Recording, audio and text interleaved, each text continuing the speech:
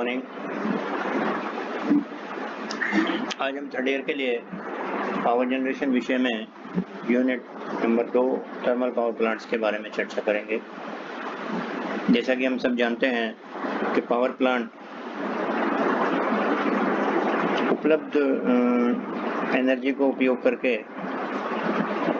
उसका रूपांतरण विद्युत ऊर्जा में कर देता है। हमारा उद्देश्य पावर प्लांट में विद्युत ऊर्जा का उत्पादन करना है। उसके अंतर्गत थर्मल पावर प्लांट के बारे में आज हम चर्चा करेंगे।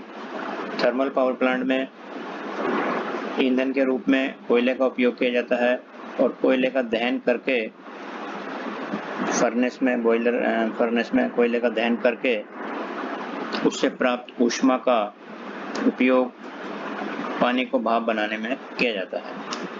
यह लेआउट है, बहुत सरल डायग्राम के द्वारा थर्मल पावर प्लांट की वर्किंग को समझाया गया है। इसमें कई परिपथ होते हैं। अगर हम बात करें परिपथ नंबर 1 की, तो वो होगा आपका कोल।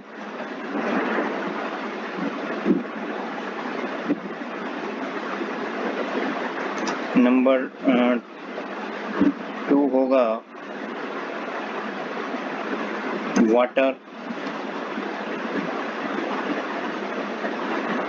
नंबर 3 होगा कूलिंग वाटर।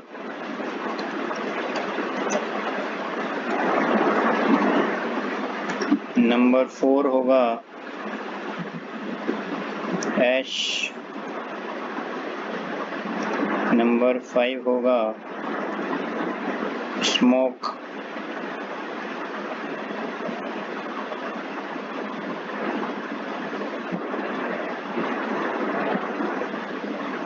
आदि।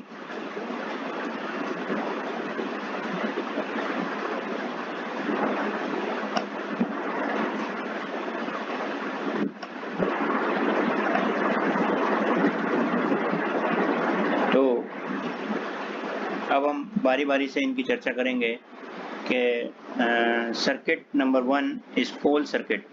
कोयला ईंधन के रूप में इसमें उपयोग में आता है और यह खदानों से प्राप्त होता है।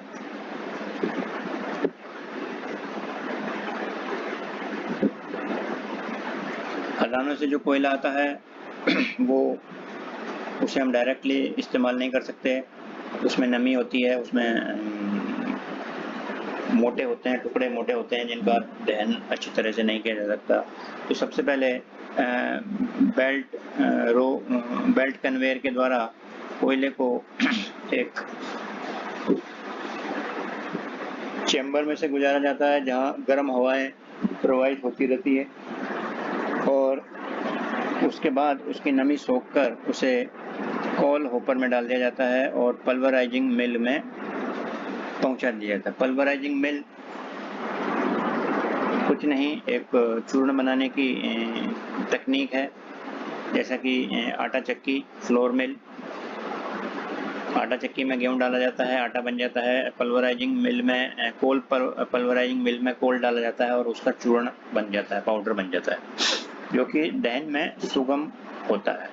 पूर्ण दहन संभव हो सकता है, इफेक्टिव दहन संभव हो सकता है, आदि आदि।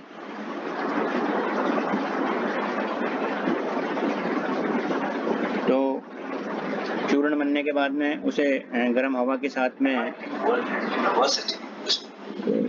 बर्नर में पहुंचा दिया जाता है। बर्नर के माध्यम से उसका दहन होता है और ऊष्मा प्राप्त होती है। उस ऊष्मा का उपयोग इन पाइपलाइन में प्रवाहित जल को भाप बनाने में किया जाता है और भाप उच्च ताप और दाब पर सीधी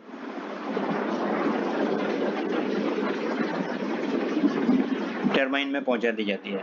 टरबाइन में ये भाप अपनी ऊर्जा ब्लेडों को दे देती है और यांत्रिक ऊर्जा में परिवर्तित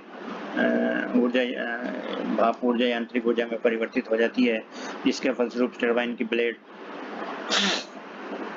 पर कार्य होता है और वो गोल गोल घूमने लगती है और टरबाइन की शाफ्ट को घुमा देती है। अर्थात टरबाइन की शाफ्ट पे हमें यांत्रिक ऊर्जा उपलब्ध हो गई। टरबाइन की शाफ्ट से अल्टरनेटर और जनरेटर की शाफ्ट कपल्ड होती है और अल्टरनेटर और अल्टरनेटर के घूमने से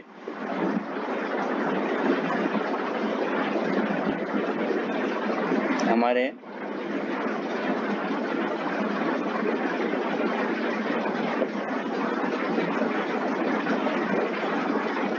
हमें विद्युत ऊर्जा प्राप्त होती है। दूसरा परिपथ है जल परिपथ। जल परिपथ में बॉयलर में शुद्ध जल, प्योरीफाइड जल को प्रोवाइड किया जाता है। प्राकृतिक स्रोतों से प्राप्त जल को शुद्ध किया जाता है प्लांट में ही और उसे पाइप में के माध्यम से बॉयलर में पहुंचाया जाता है, जहां पर उसका भाप बन जाती है और भाप टरबाइन में कार्य करके जब बाहर निकलती है आउटलेट से, तो उस शुद्ध जल को व्यर्थ नहीं गवाते और उसे कंडेंसर में ठंडा करके वापस से एकत्रित कर लिया जाता है स्टोरेज में और फीड वाटर पंप के माध्यम से पुनः बॉयलर में भेज दिया जाता है। तीसरा परिपथ है कूलिंग वाटर का। तो जो टरबाइन से निम्न ताप और दाब की भाप निकली, उसे ठंडा करने के लिए उसे वाष्प से जल में बदलने के लिए कंडेंसर का उपयोग किया जाता है और कंडेंसर में निरंतर ठंडा पानी प्रवाहित होता रहता है, जो कि एक सामान्य जल होता है और वह जल भाप की ऊर्जा को अवशोषित कर लेता है और स्वयं गर्म हो जाता है और भाप को जल में तब्दील कर देता है।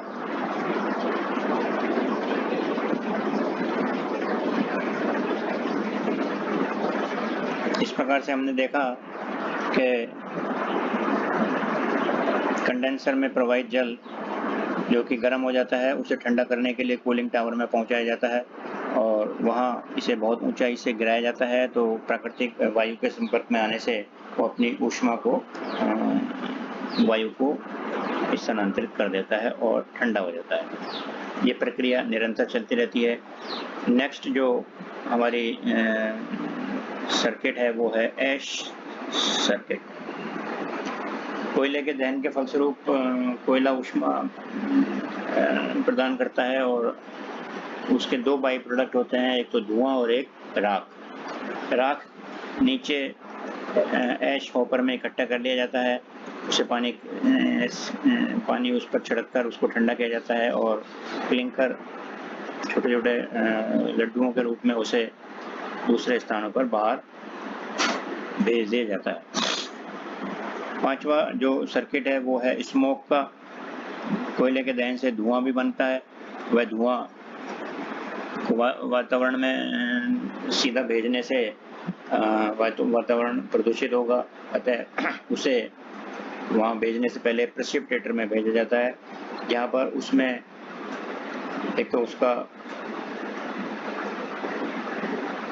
उसमें जो राख की मात्रा है, जो राख उसके साथ चलकर आ रही है, वो अलग हो जाती है और थोड़ा तापमान भी कम हो जाता है और उसे फिर एक बहुत ऊंचाई की चिमनी 100 मीटर, 150 मीटर, 125 मीटर जैसे भी डिजाइन में प्रेस्क्राइब्ड है, उसे वातावरण में छोड़ दिया जाता है। तो यह एक थर्मल पावर प्लांट की वर्किंग हुई। इसी को एक वास्तविक चित्र के द्वारा हम एक बार रिवाइज कर लेते हैं। This is number 1 cooling tower, condenser के जल को ठंडा करती है। This is cooling water pump, plant से कंडेंसर से इसमें कूलिंग वाटर आता है और इसे ऊंचाई से यहाँ स्प्रिंकल करके ठंडा किया जाता है। Number 3 is a pylon terminator tower. Number 4 is a transformer, जो विद्युत धारा उत्पन्न हुई उसे उच्च वोल्टता पर आगे स्थानांतरित करता है। Number 5 is a generator directly coupled to the turbine shaft. Number 6 is a low pressure turbine, and number 7 is boiler feed pump. Boiler feed pump low pressure turbine से जो भाप निकलती है उसे ठंडा करके कंडेंसर में जो कंडेंसेट प्राप्त होता है उसे वापस से हम बॉयलर में भेजने की व्यवस्था करते हैं, जिसमें ये नंबर 7 बॉयलर फीड पंप काम में आता है। इसके साथ में आने वाली हवा को नंबर 12 डी एरिएटर के द्वारा हवा इसमें से निकाल ली जाती है, अलग कर ली जाती है और शुद्ध जल को फीड हीटर में भेजकर उससे थोड़ा सा तापमान बढ़ाया जाता है और उन्हें बॉयलर में भिजवा दिया जाता है। वह इकोनोमाइजर में होता हुआ, प्री हीटर में होता हुआ बॉयलर में पहुंचता है। Number 9 is your intermediate pressure turbine. Number 10 is a high pressure turbine. तो हमने देखा कि वास्तव में एक टरबाइन न होकर एक प्लांट में, power plant, thermal power plant में 3 अलग अलग दाब की टरबाइन्स होती हैं और उनको जिससे हम जो ऊष्मा भाप बना रहे हैं उसका पूर्णतः उपयोग कर सकते हैं। Number 14 is a coal conveyor, number 15 is a coal hopper, and number 16 is a pulverizing mill, fuel mill in the कोयले का यहाँ चूर्णीकरण किया जाता है और उसे गर्म हवा के साथ में यहाँ इसके माध्यम से बर्नर्स में सप्लाई कर दिया जाता है। Number 18 is ash hopper. Number 19 is your superheater. Number 20 is your forced draught fan. Number 21 is a reheater. Number 22 air intake. 23 is economizer. Number 24, this is your number 24. This is air preheater, जो वातावरण से वायु आ रही है उसे गर्म किया जाता है। और नंबर 25 इज प्रेसिपिटेटर, यहाँ धुएं में शराब का पृथक्कीकरण किया जाता है, अलग किया जाता है। Number 26 is the induced draught fan and number 27 is the chimney stack, यहाँ से धुएं को बाहर विस्तारित कर दिया जाता है।